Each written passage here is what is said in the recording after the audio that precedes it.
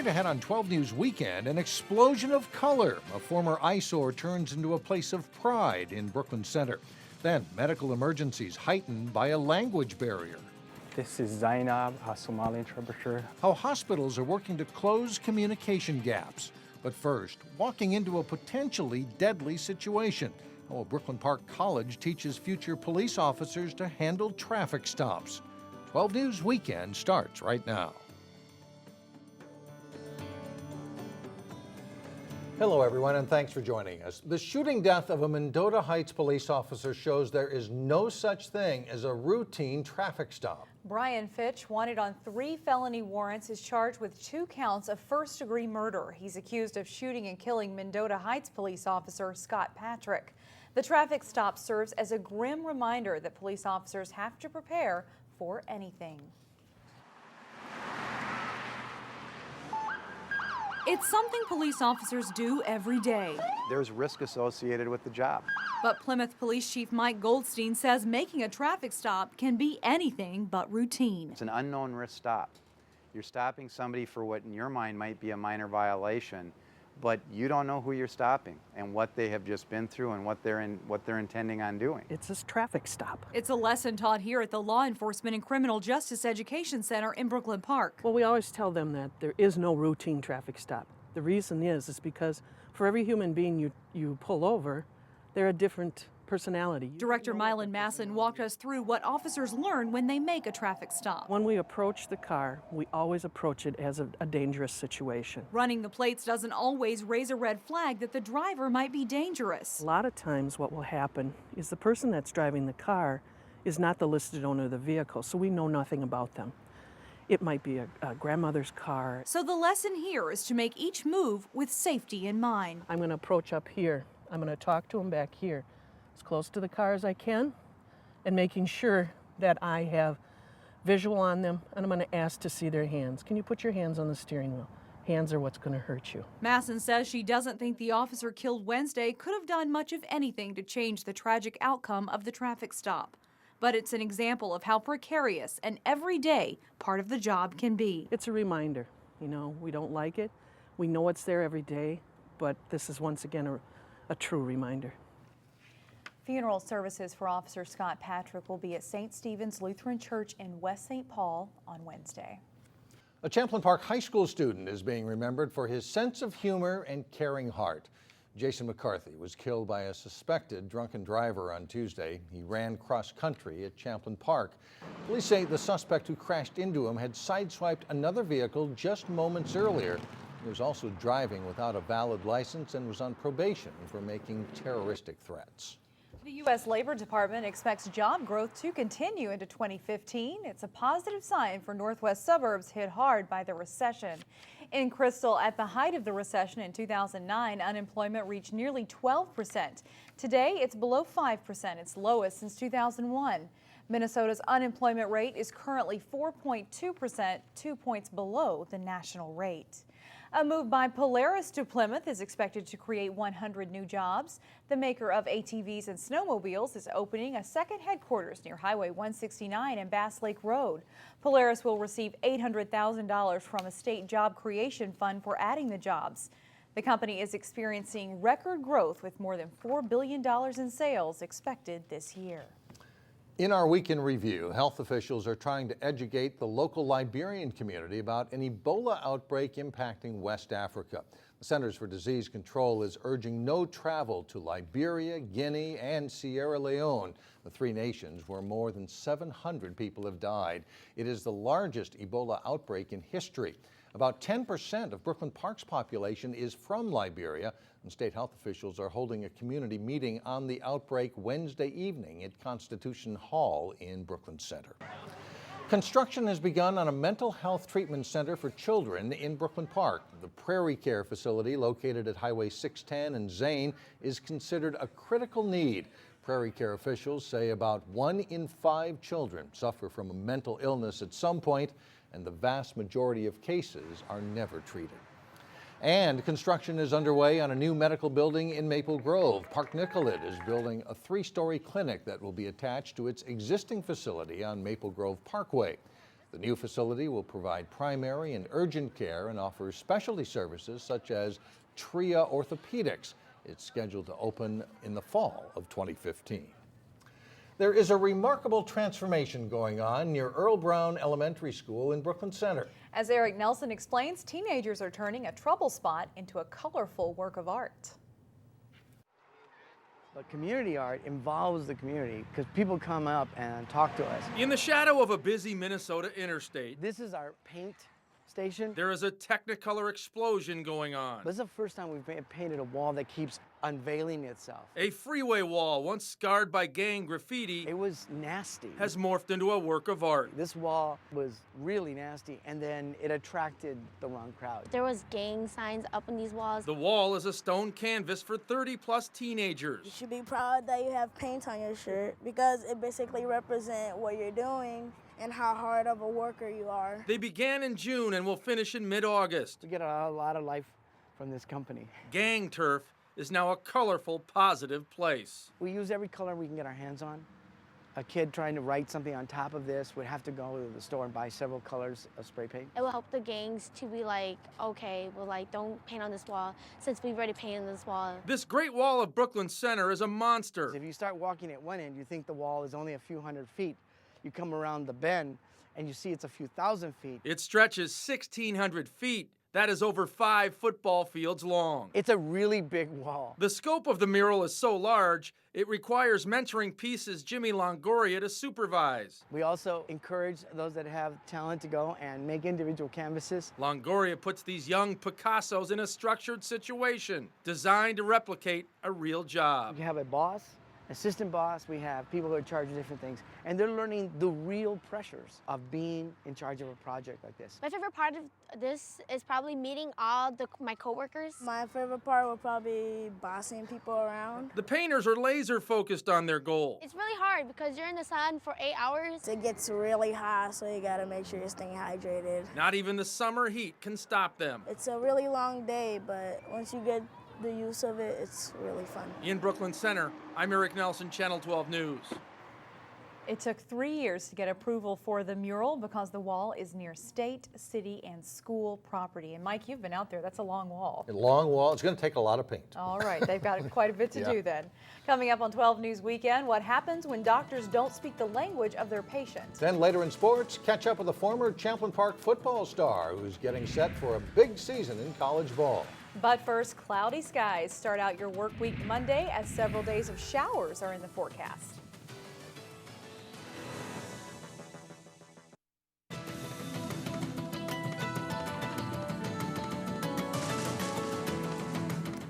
Osseo has decided to hire a consultant to take a closer look at the city's nearly 100-year-old water tower. The city wants to see if the landmark qualifies for the National Register of Historic Places and funding that's needed for repairs.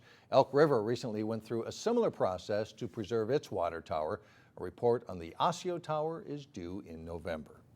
As our community becomes more diverse, language barriers can pose a challenge. They're typically especially heightened during a medical emergency. This weekend, we take a look at how technology is making it easier to communicate.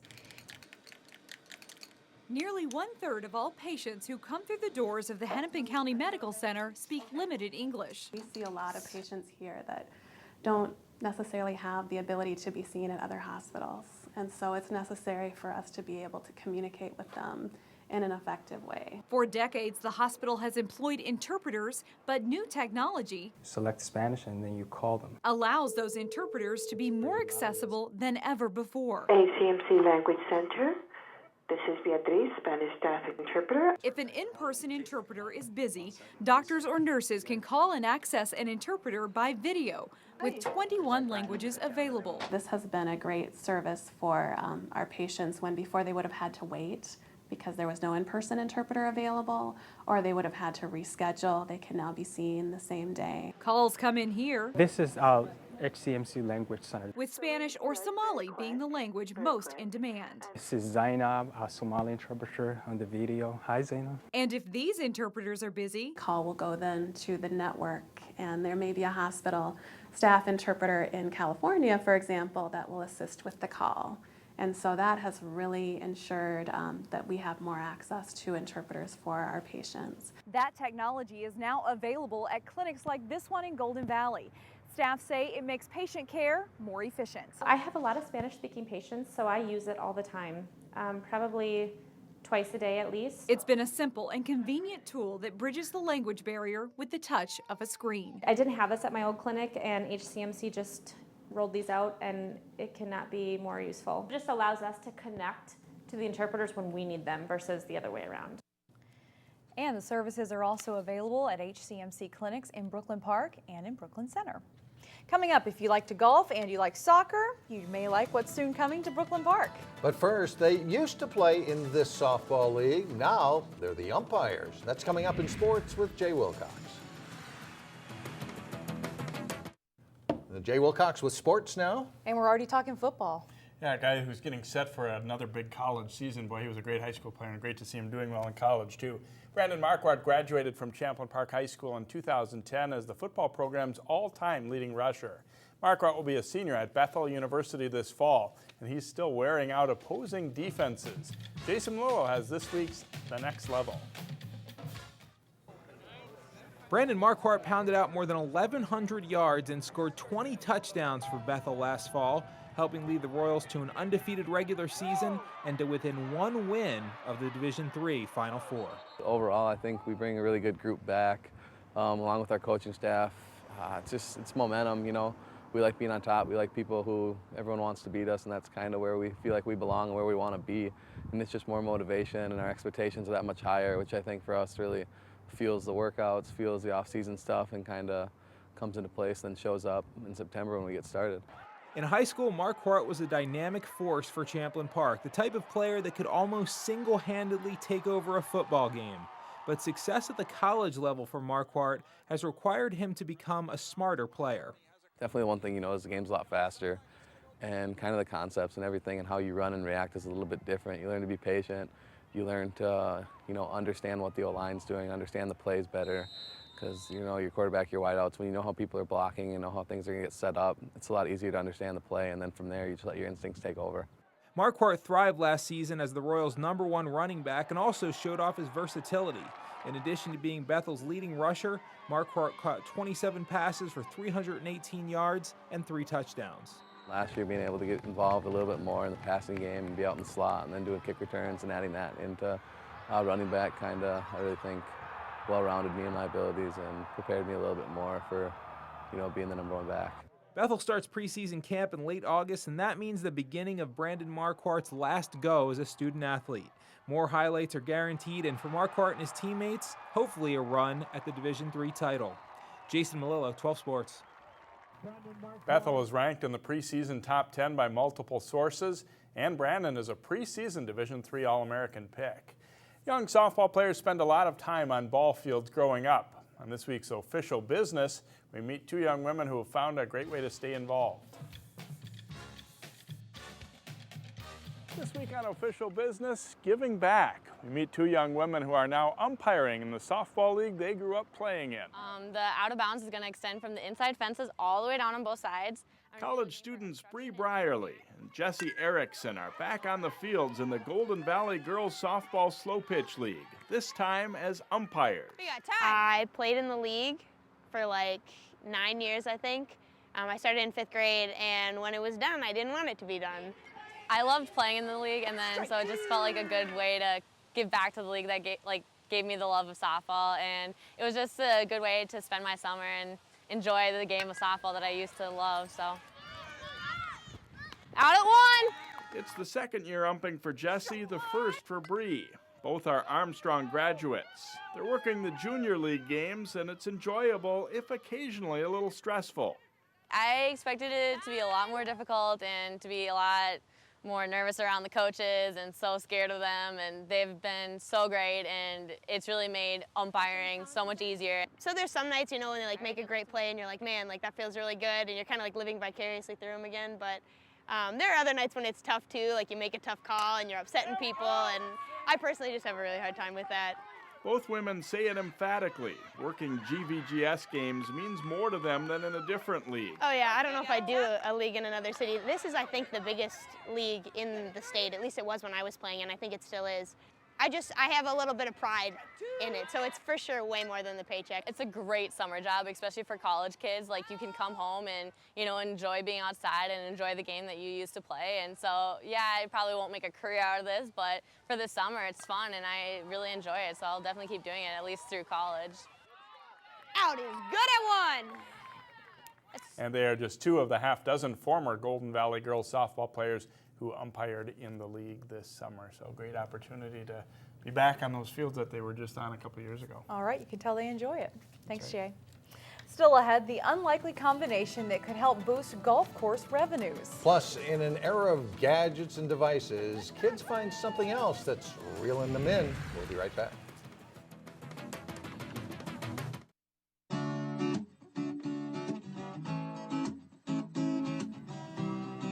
An idea that emerged 7 years ago is now really catching on in Brooklyn Park.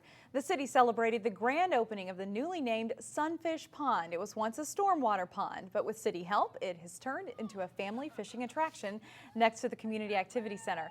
It was already made quite an impression on summer camp students. And it's really fun for me because I used to go somewhere that wasn't that fun. They stayed in every day. They liked to be on their devices.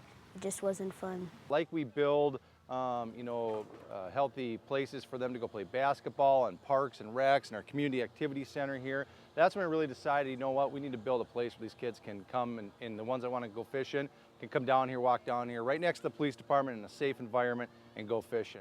And if you can't tell, Inspector Brule is an avid fisherman. He started the kids' fishing effort, never realizing it would come to this. Besides sunfish, though, the pond is also stocked with catfish, so something for everybody out there. Finally, a sport you may have never heard of, but it's coming to the northwest suburbs. It's called Footgolf. A hybrid of soccer and golf is in the planning stages at Brooklyn Golf Park. You keep score like golf, except you kick a ball to much bigger holes. Brooklyn is the 8th Minnesota course to try Footgolf as a way to boost revenue. It'll run in conjunction with the scorecard, with the layout right now. But the holes are not going to be up on the golf green. It'll be off into the rough. Highland Greens in Bloomington was the first course in the metro to add Footgolf, and Brooklyn's Footgolf course will be ready in about a month. As a bad golfer, I really like the size of the holes, so I could play that with a regular golf ball. You could do it. Yeah, Good. that big. Have you seen this sport before? I have not. All Something right. new to try. Something new to check out. That's all the time we have for now. Thanks for joining us, everybody. Have a great week.